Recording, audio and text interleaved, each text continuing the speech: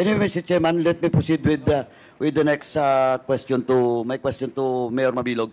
Mayor Mabilog, as you mentioned in your affidavit and that's asked by the members of this committee, sabi mo po, tinawagan ka po, you talk to General Bato. And 10 to 15 minutes after, tumawag po yung isang general na hindi mo po ngayon mapangalanan, but you will name that general during the executive session. Now, question, bakit mas naniwala ka sa tumawag sa iyo na general kaysa assurance na binigay sa iyo ni General Bato de la Rosa at the time?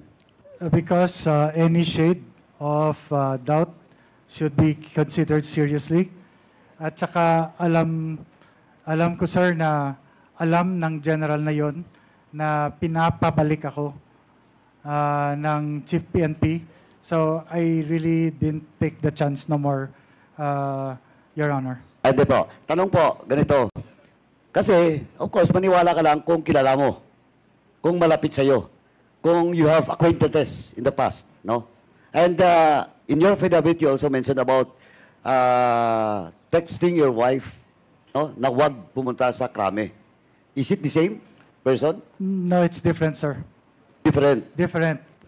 So, yung nag-text sa wife ko ay asawa po ng isang PNP colonel.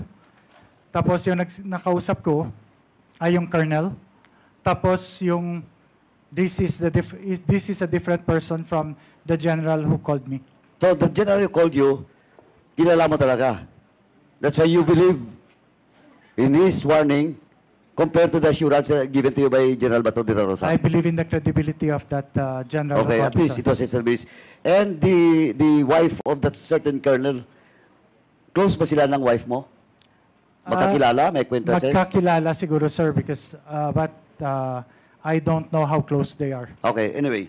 Now, you mentioned about if you went to Camp Crame, dalawang pwedeng mangyari. Based on the accounts in your affidavit, you were told na you will pinpoint a certain former senator and a certain presidential. Can you mention again the name of that senator and that presidential? Your Honor, if you would allow me, I can write their names also. Your Okay. Honor. So you cannot mention now, Mayor? If I ask you, better you answer yes or no. Is it Senator Maroas, former Senator Maroas? Yes, sir. Oh, is it former Senator Drilon, which is your cousin? Yes, sir. Oh, ayun. So, Mr. Chairman, kaya ko tinanong yun kasi from the very start in the statement, affidavit of Mayor Jed Mabilog and these preliminary remarks, it is all about politics. It is all about politics. Kaya, yung Duterte's list, again, from the statement of Colonel Espinido, napakalinaw po na it does not gone through vetting and validation.